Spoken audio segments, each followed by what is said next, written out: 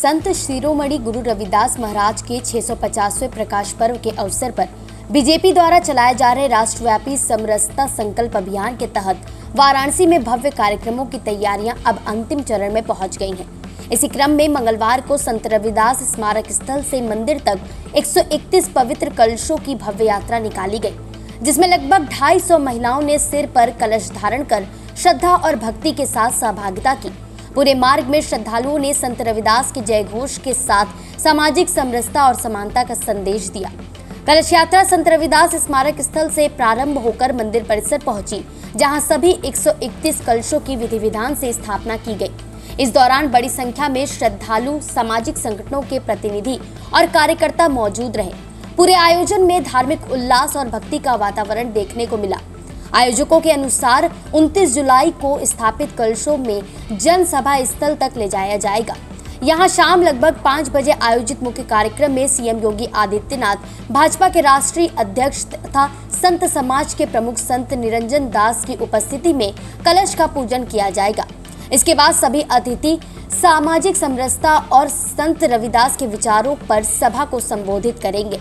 मुख्य कार्यक्रम के समापन पर 131 पवित्र कलश देश के विभिन्न राज्यों से आए प्रतिनिधियों को सौंपे जाएंगे, ताकि वे इन्हें अपने अपने राज्यों में ले जाकर संत रविदास के समरसता संदेश का व्यापक प्रचार कर सके। 29 जुलाई को देश के 27 राज्यों से आए प्रतिनिधि इन कलशों के साथ अपने अपने प्रदेशों के लिए रवाना हो जाएंगे। इसी के साथ उत्तर प्रदेश के सभी जनपद में भी कलश संग्रह टोलियां निकलेंगी, जो संत रविदास के विचारों और सामाजिक समरसता के संदेश को जन जन तक पहुंचाएंगी।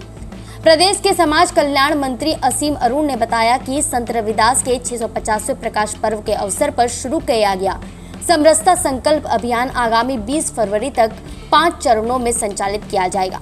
आपको बता दें कि संत रविदास की जयंती को देखते हुए वाराणसी में अभी से ही पर्यटकों का आने का सिलसिला शुरू हो गया है। देश के ही नहीं बल्कि विदेश से भी यहाँ पर संत रविदास के भक्त पहुँच रहे हैं, जो संत रविदास की जयंती पर अपनी सहभागिता को दर्ज कराएंगे। कितना बड़ा संदेश पूरे देश के सामने है कि जो लोग दूसरों के लिए जीते हैं, जो दूसरों की ज़िंदगी को आसान बनाने के लिए जीते हैं, आज हम उनको 650 वर्ष बाद भी आज याद कर रहे हैं।